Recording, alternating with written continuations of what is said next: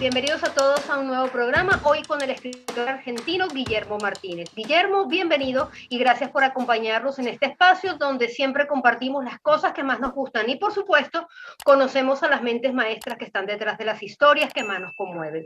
Nuevamente, gracias, Guillermo, por aceptar esta invitación y bienvenido.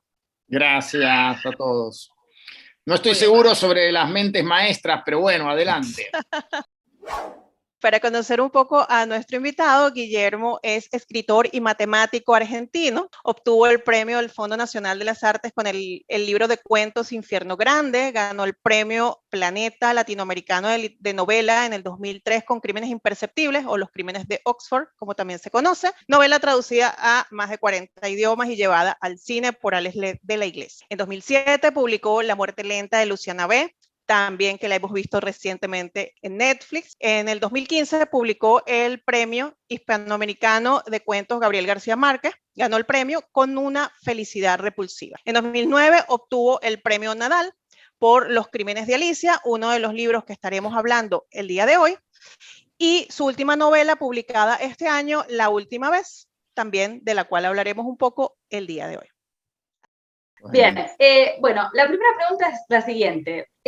Nosotros sabemos que para todos los autores existe un gran flujo de ideas, ¿verdad? O sea, como que todo el tiempo surgen ideas, ideas, ideas. La pregunta es, bueno, sabemos que algunas de esas ideas prosperan cuando se ponen a trabajarlas y otras no. La pregunta sería, ¿cómo identificás vos una idea con un potencial suficiente para convertirse en una novela? Es muy interesante y es quizá la parte más misteriosa, digamos, porque algunas ideas gritan más para llamar la atención y otras quedan durante mucho tiempo quizá en una lista de espera.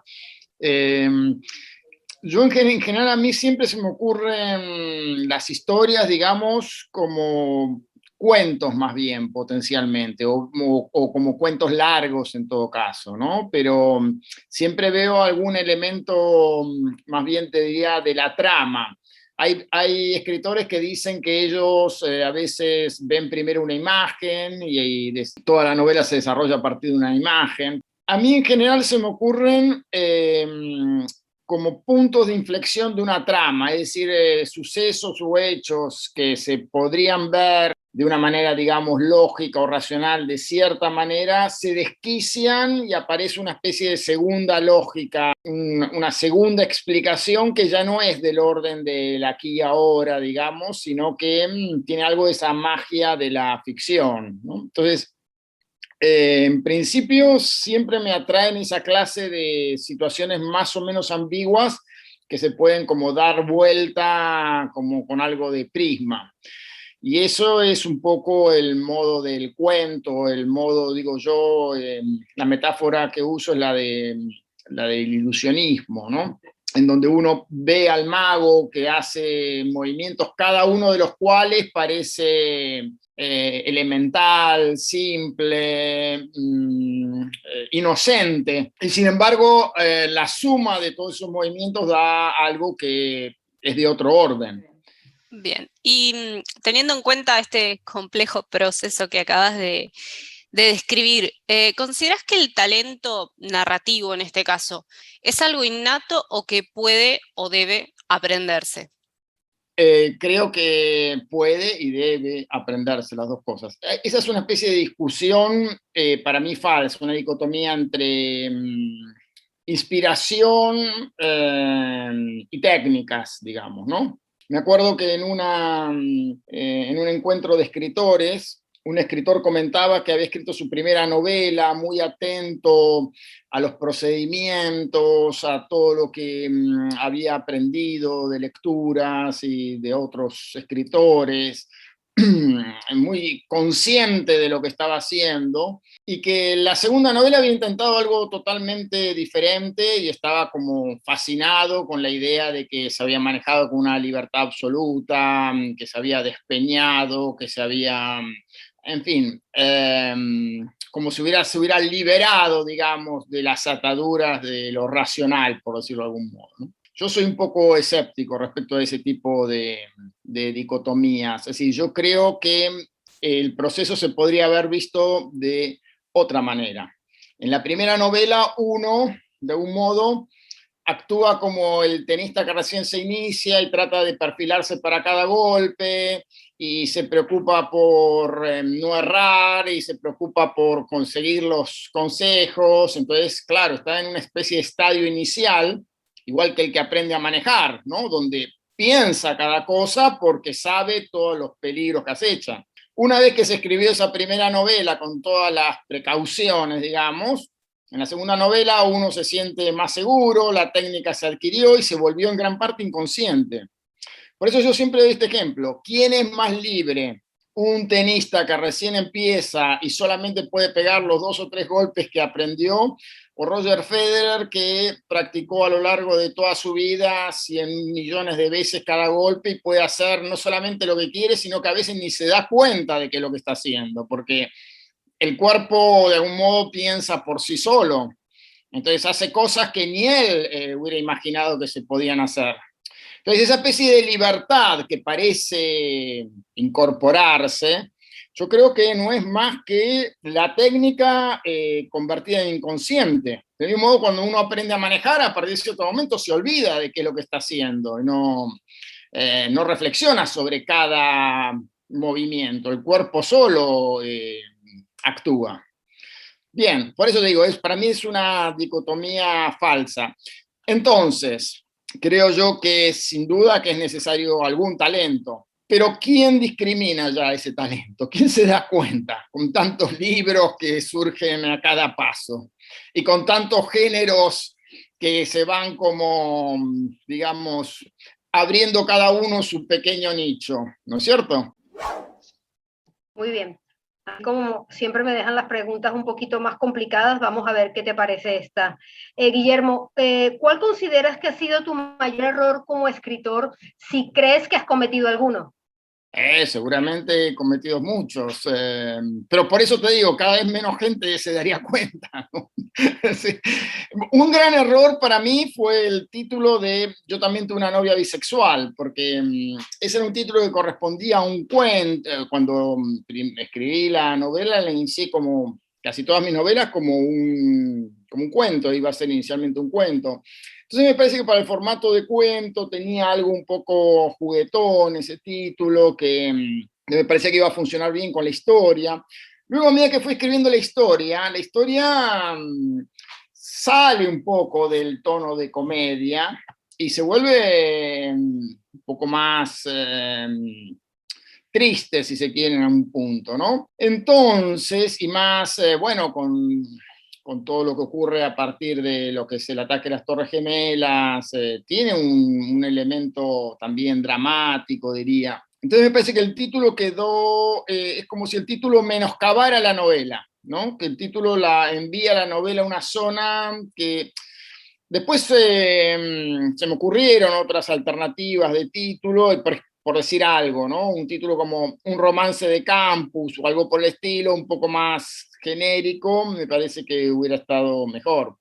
Así que eso es algo que es como que sentí con el tiempo que había sido un error. Y luego, en Los Crímenes de Alicia, que ustedes leyeron, había algo que yo me daba cuenta de que era un error desde el punto de vista estricto de cómo escribo yo en general. O sea, yo escribo dando por sentado que los lectores son lo suficientemente inteligentes como para que no haya que repetirle cosas de algún modo, ¿no? Pero ¿qué pasó? Los Crímenes de Alicia es una novela que es mi novela más larga. Entonces, y como había ciertos enrevesamientos en la trama, varias voces, varios subtemas, la verdad es que sentí cuando llegaba al final que había que recoger algunos de los hilos, ¿no? Y entonces pensé una manera en que de algún modo Seldon contara lo esencial del desenlace, y acá estaba el problema técnico, ¿no? O sea, Seldon cuenta lo esencial del desenlace,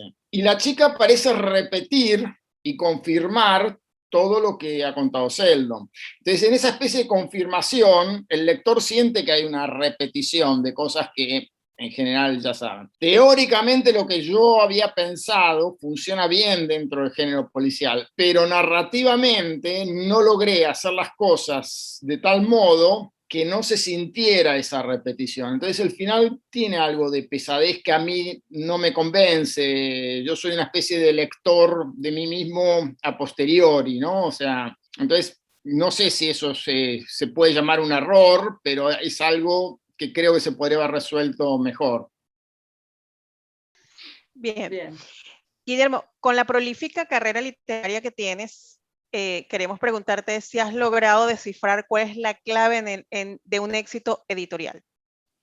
Creo que uno puede apuntar a algunas cosas. El problema es cuánto quiere uno de esa clase de éxitos. O sea, yo creo, por ejemplo, cuando yo recién empecé a publicar, yo iba al taller de Diana Hecker, y cuando yo comenté que tenía un ofrecimiento de Planeta, muchos, tanto en el taller como en escritores cercanos a esos círculos, miraban con cierto desprecio, porque Editorial Planeta tiene un nombre de una editorial así, para masas, digamos, donde hay una mezcla, ¿no? Uno siempre sabe que va a estar detrás de alguna figura del espectáculo que va a sacar su autobiografía o su escandalete o los éxitos políticos o lo que fuera.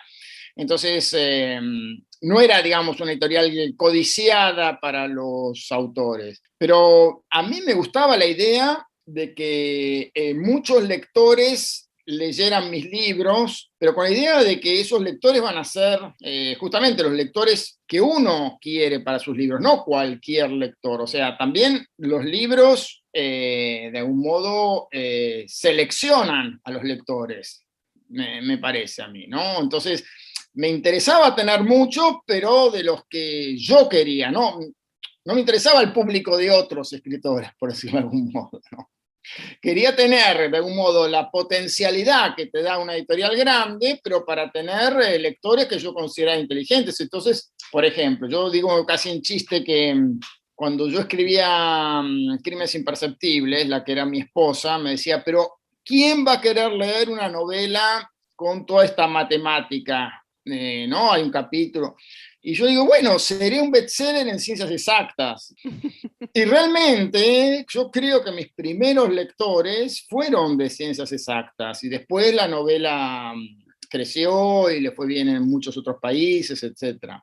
Ahora, fíjense esto, para que vean cómo eran las cosas en ese momento. La novela en España, que salió por Destino, le fue ofrecida a Círculo de Lectores, que es como una especie de editorial un poquito más sofisticada, es como una especie de club de lectura, ¿no? Círculo de Lectores envían a sus suscriptores una selección de novelas. Y la gente del Círculo de Lectores no la quería comprar en principio porque decía que tenía demasiado matemática para las mujeres, que eran, digamos, abrumadora mayoría en el Círculo de Lectores. Entonces, entienden que a veces los éxitos no tienen nada que ver con lo que piensan los editores, con lo que ha sido válido hasta ese momento, con lo que se podría predecir. Hay cosas que escapan a eso. Ahora, para ese tipo de éxito imprevisto, justamente no habría fórmula, pues esa es la gracia de esos éxitos.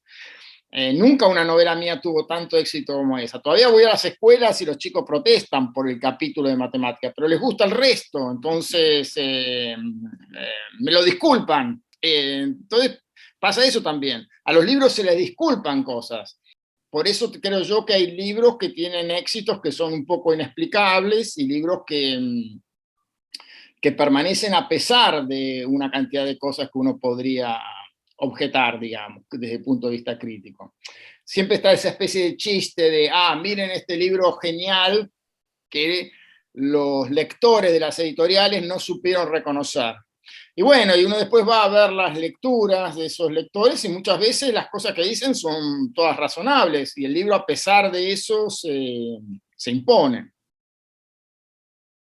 Bien, bueno, ahora vamos a hablar un poco de la serie de Oxford, ¿sí? Especialmente de los crímenes de Alicia. El protagonista de esta historia se ve envuelto en un caso que atañe a Lewis Carroll, ¿cierto? Entonces, en ese momento él no conoce nada o poco de este autor, justamente hasta ese momento. ¿De dónde surge para vos el interés en Carroll? No sé, ¿surge de la literatura, por el lado de la literatura, por el lado de la matemática? Surge un poco, esto lo conté en varias entrevistas, de un prólogo que me pidieron para un libro que él escribió de divulgación de lógica que se llama Lógica sin pena. Entonces yo quería completar ese prólogo con una pequeña nota biográfica y empecé a leer algunos de la Enciclopedia Británica, de un libro que yo tenía, de algunos prólogos, y en algún momento me encontré con esta historia real de las hojas arrancadas de los diarios, o sea que él había escrito esos diarios, 13 diarios, quedaron 9 solamente, y aún en esos 9 había algunas páginas cubiertas de tinta y otras arrancadas. Eso ya me parecía muy interesante, pero todavía más interesante enterarme de que realmente en la casa museo de Carroll, una dramaturga había pedido el catálogo, y en el catálogo había un ítem que decía páginas arrancadas, y ahí había un pedazo de papel donde las sobrinas nietas de Carroll habían anotado de cada página que arrancaban lo esencial de lo que había en la página, ¿no? Entonces hay una especie de misterio, de hueco en la biografía de Carroll, que es la discusión que tuvo con la madre de Alice Liddell, y me pareció que, como se conoce esa frase que explicaría lo esencial de esa discusión, me pareció que sería muy interesante desenrollar, como si esta fuera la piedra de Rosetta, desenrollar toda una historia sumergida a partir de una única frase. Ese es como el desafío de novelista que yo vi, que pensé, bueno, con esto tengo que hacer una novela. Y entonces podía hacer 2 tipos de novela, que estuve como varios años pensando si me iba a inclinar por hacer una novela policial con los mismos protagonistas, y la otra posibilidad era hacer una novela como Los papeles de Aspern, de Henry James, que es una novela que a mí me fascina y es un autor que me encanta, y me parecía que esta historia daba también para hacer una novela de un modo más anclada en el pasado, ¿no? En la vida de estas mujeres. Se podría hacer todavía esa novela. Se podrían complementar, digamos, ¿no? Porque hay toda una historia detrás de cómo estas mujeres negociaban sobre los diarios y cómo arrancaban páginas y retocaban la imagen de Carroll. Todo eso yo un poquito lo sugiero en la novela, pero se podría escribir también bastante más sobre eso. Pero me decidí por esta variante del policial para hacer una segunda, digamos, novela sobre Oxford. Y lo que más me preocupaba era si iba a poder revivir a los 2 personajes, y bueno, finalmente creo que lo pude hacer sin tanto problema. Ahora, en esta serie incorporás de forma sustancial, digamos, la lógica matemática, que, como vos mismo dijiste, es casi una rareza, ¿no?, en este tipo de libros. ¿Fue una forma de llevar una disciplina tan compleja al público lego, o fue simplemente un entretenimiento personal que elegiste para condimentar la trama? Hay algo del espíritu de estos libros que para mí tienen que ver con la lógica matemática, es decir, internamente, íntimamente, yo pienso estos 2 libros y a uno más que quiero escribir como una trilogía que se llamaría La lógica y el crimen, digamos. O sea, yo creo que hay una cantidad de, no diría analogías, pero hay como un campo común entre la manera de razonar en criminalística o en las novelas policiales, la cuestión de la verdad, la cuestión de lo que se puede demostrar, las paradojas, las conjeturas, lo que yo llamo la realidad de las conjeturas. Es decir, una conjetura que es creída por mucha gente se convierte en una realidad y suplanta la realidad, ¿no? O sea, es como una especie de posibilidad de que las cosas en tiempo real se tuerzan y se conviertan en algo totalmente diferente, ¿no?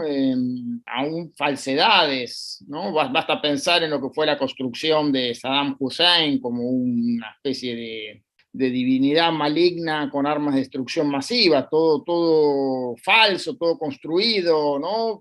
Por los mismos Estados Unidos que habían sido aliados de él 10 años antes, y bueno, llegaron a Irak, destruyeron todo, y dijeron, bueno, no hay arma de destrucción masiva, pero igual nos vamos a quedar acá porque petróleo sí hay. Bueno, así es Yo lo vi eso en tiempo real ocurriendo en Estados Unidos. Echaban a los periodistas que no querían repetir esa especie de mantra, ¿no? Los echaban de la televisión. Y entonces a mí me impresiona bastante esa cuestión porque los matemáticos estamos acostumbrados a pensar en conjeturas, pero bueno, una conjetura es algo que uno sostiene provisoriamente, después trata de probarlo, y si las cosas fallan, la conjetura se desvanece, ¿no? Y deja de ocupar espacio, lugar, etc. En la vida real no ocurre así. Entonces bueno, estas son las cuestiones que me interesa a mí comentar de algún modo.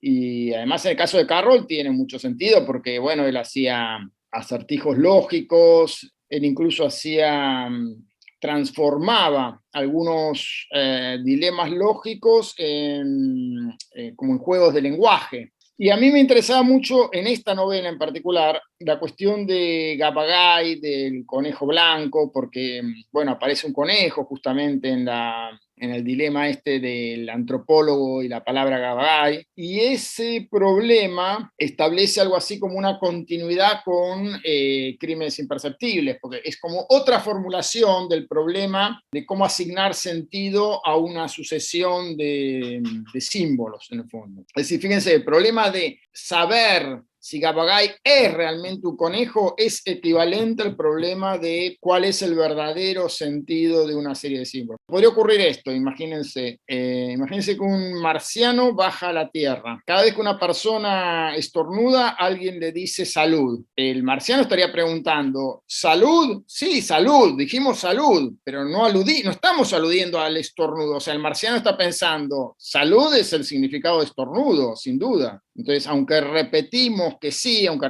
le repitiéramos que sí cada vez al marciano, no podría penetrar en la cuestión de que es una palabra diferente que el hecho en sí, ¿no? Que ocurre. Esto es lo que quería decir yo con lo de Gabagay. Entonces, eso lo uno a la cuestión de que, bueno, estaban mirando la cuestión de las fotos, pero la cuestión de las fotos podía ser una especie de pista falsa, ¿no? En definitiva. Guillermo, tanto en esta novela como en la anterior, Crímenes Imperceptibles, podemos encontrar vestigios que nos recuerdan al estilo de Agatha Christie. ¿Te ha servido de inspiración su obra o es mera casualidad?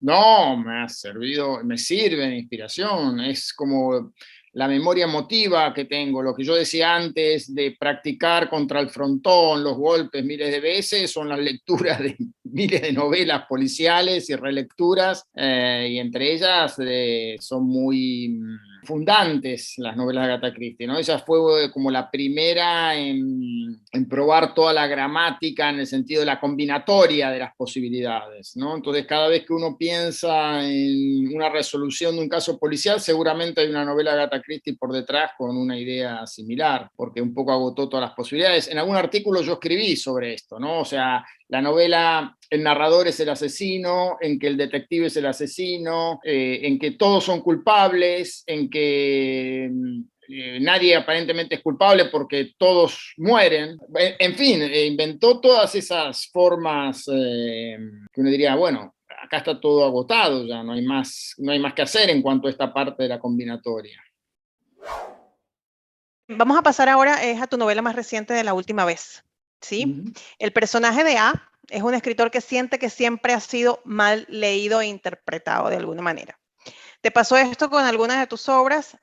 Bueno, hay un tema de algún modo que yo persigo de novela y novela y que no sé si los lectores lo alcanzan a ver. Yo esto se los puedo contar a ustedes, lo he contado en algunos círculos, lo he contado en charlas, pero digamos desde Crímenes Imperceptibles, fíjense, les voy a decir las novelas, Crímenes Imperceptibles, Los Crímenes de Alicia y La Última Vez. En esas tres novelas hay algo así como un tema de fondo, que es el tema de lo sintáctico versus la interpretación, ¿no? En Crímenes Imperceptibles aparece como el dilema de la regla de Wittgenstein, ¿no? Que a una serie lógica se le puede dar más de una continuación legítima o se puede legitimar más de una continuación.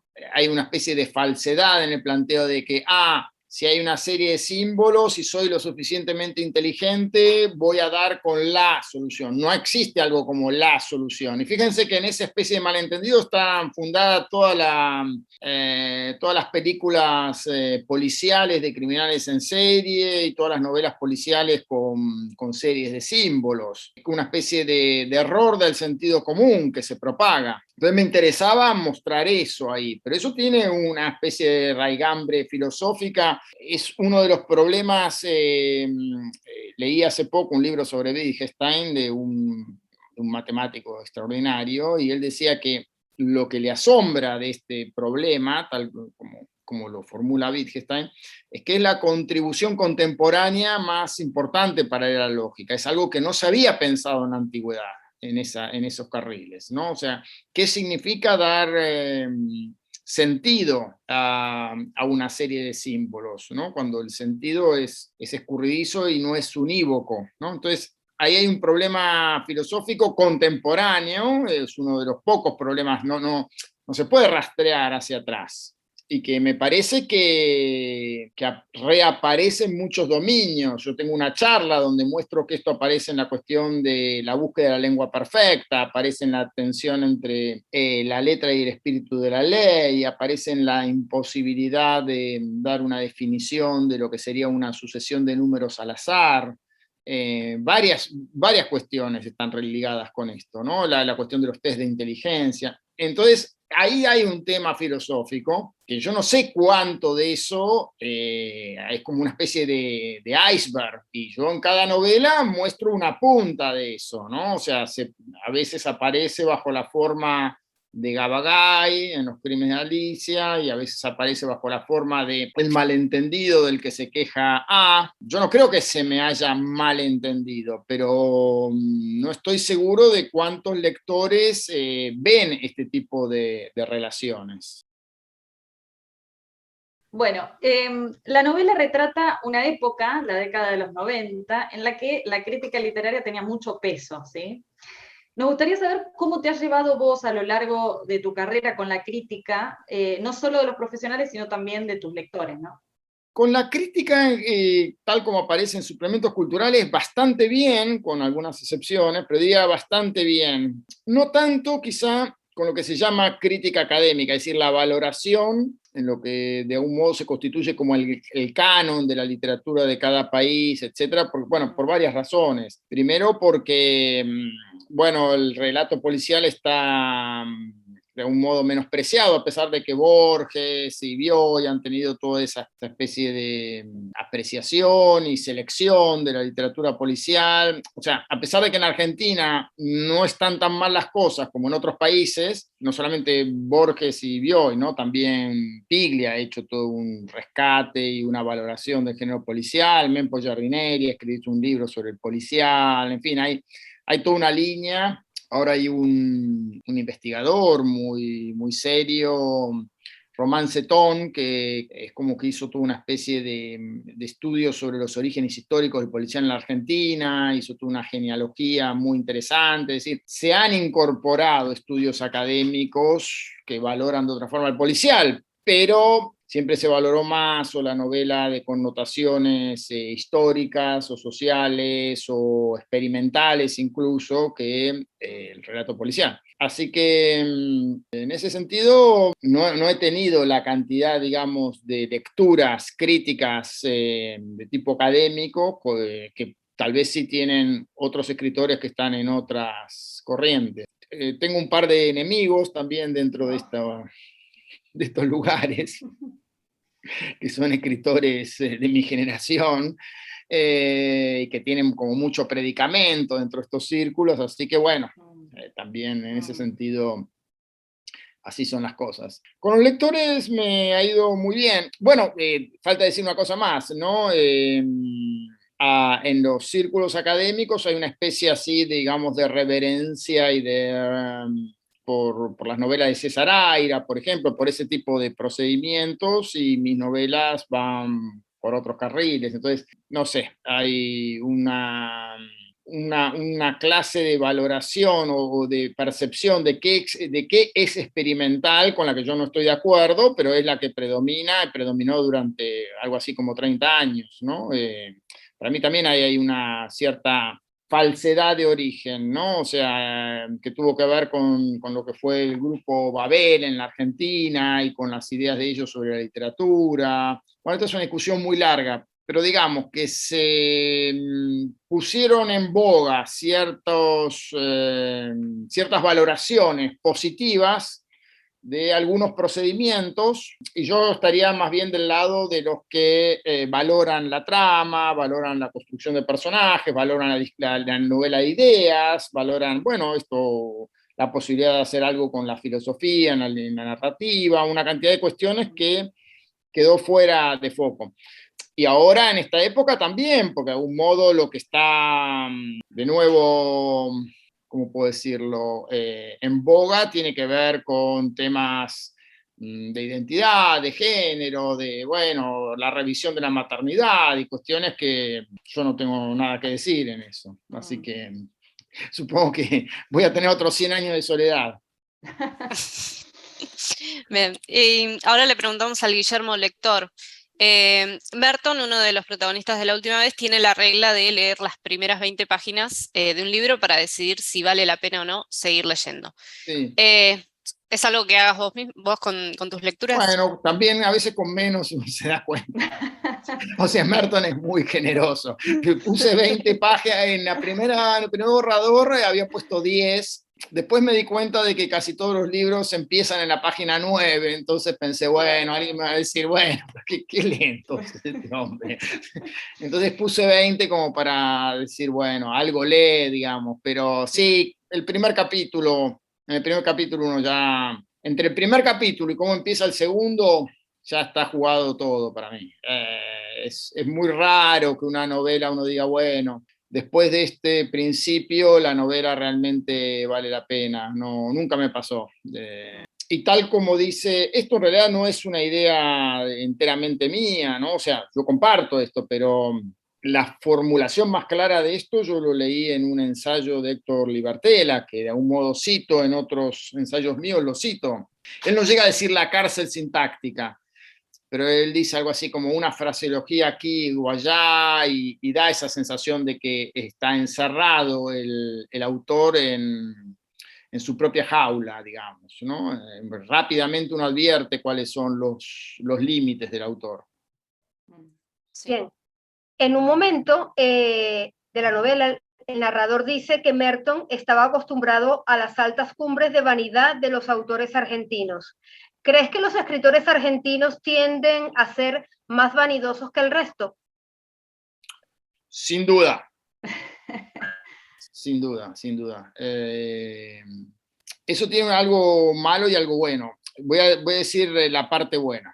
Cada tanto aquí en Argentina celebramos de una manera que a mí me parece totalmente exagerada la llegada de una autora X de los Estados Unidos, que es como una especie de luminaria o de otro autor, quizá, que llega y va el Malva y van los acólitos en masa, y después uno lee qué ha dicho esa autora norteamericana, ¿no? Lo lee y ha dicho 2 o 3 lugares comunes que acá cualquier otro autor se avergonzaría de decirlos en una conferencia, una mesa redonda. Es decir, la vanidad argentina hace que los escritores se cuiden un poco y digan cosas que suenan interesantes, aunque sea, citan a autores, citan pensadores, o sea, dentro de lo que es esa especie de floreo intelectual un poco abominable, también aparecen lecturas, discusiones entre autores, conversaciones. Entonces, a mí, la verdad, yo lo que he aprendido de literatura lo he aprendido siempre de escritores argentinos, de estos poco fanfarrones, digamos, ¿no? Que había muchos cuando yo empecé, todavía están dando vueltas, ¿no? Por supuesto.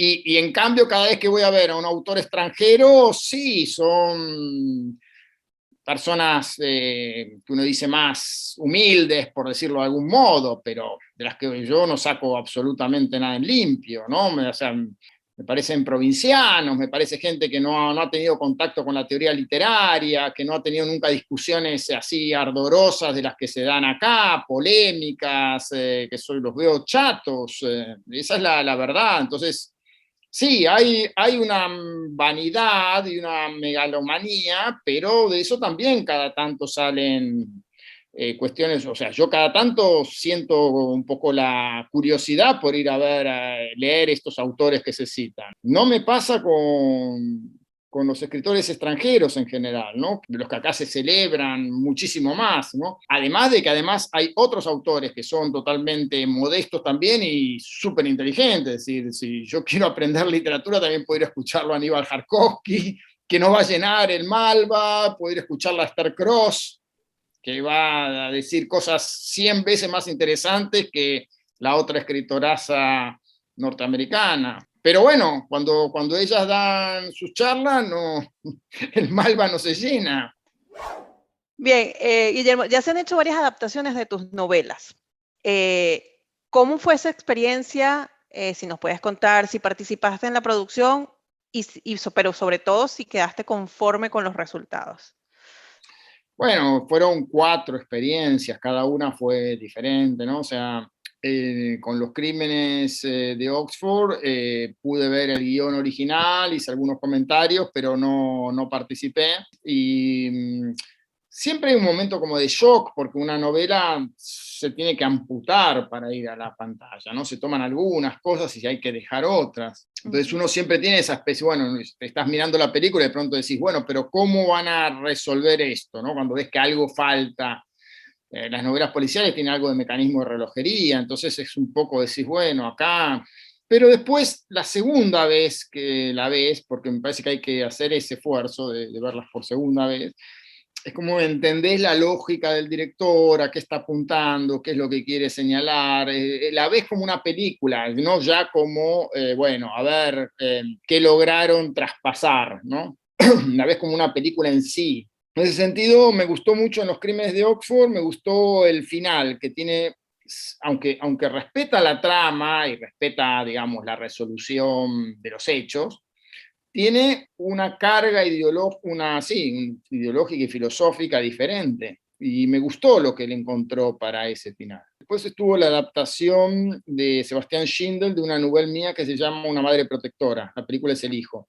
Ahí estuve mucho más cerca de es decir, participé en todas las reuniones con el tratamiento de la novela, cuál iba a ser el punto de vista, si conservábamos el personaje del narrador o no, quiénes podrían ser los actores, pude supervisar el guión, entonces lo pude leer y hacer marcas y comentar algunos problemas que veía. Me consultaron casi todo y tuvimos algunas discrepancias con respecto al final, es decir, había varios finales posibles en danza, yo di mi opinión, tomaron otra y después...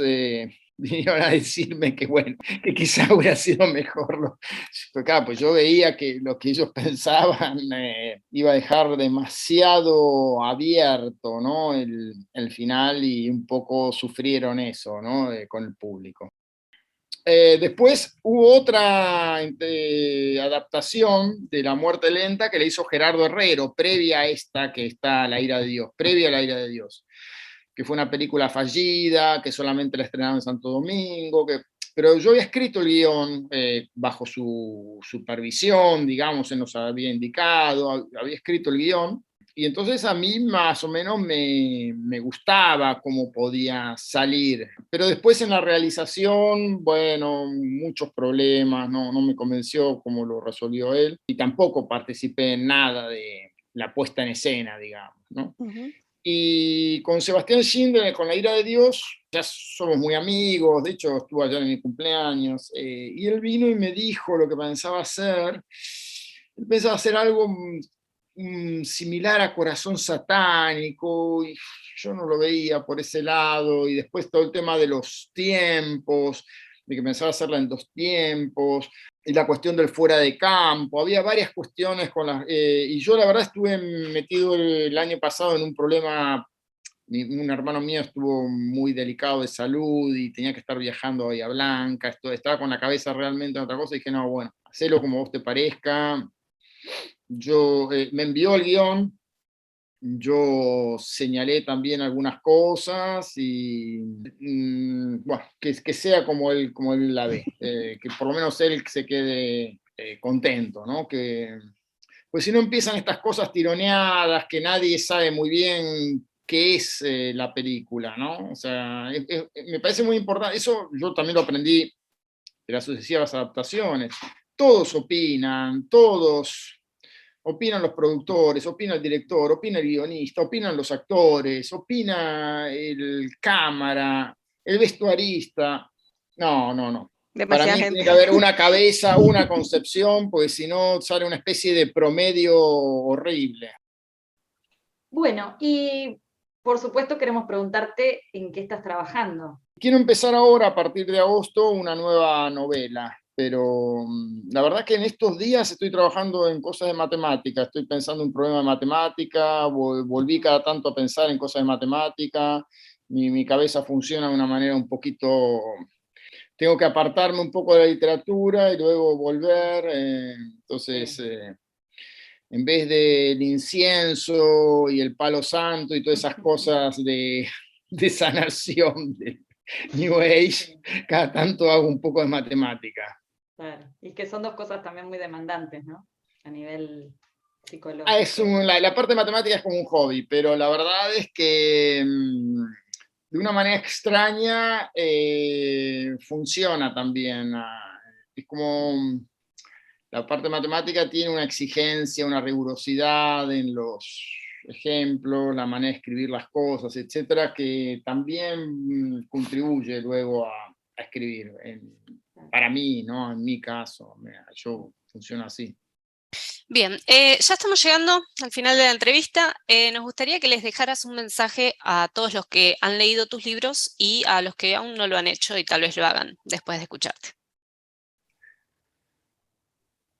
No, a los que me han leído, sobre todo agradecerles, porque es muy difícil que aún encontrar lectores de todos tus libros, ¿no? Te digo más, es casi una preocupación existencial mía. Bueno, ¿cuántos libros voy a escribir? Porque los libros van formando algo así como la figura en el tapiz, diría Henry James, ¿no? Hay algo que ni el propio autor sabe muy bien qué es, pero hay algo así como, y en mis libros de a poco van apareciendo algunas asociaciones, ¿no? O sea, los que han leído mis libros saben que más o menos hay la mirada de un narrador en distintas épocas, distintas edades, distintas circunstancias, pero hay cierta unidad. Entonces, bueno, nada, a mis lectores habituales solo agradecimiento de que, bueno, de que hayan persistido en leer más de un libro.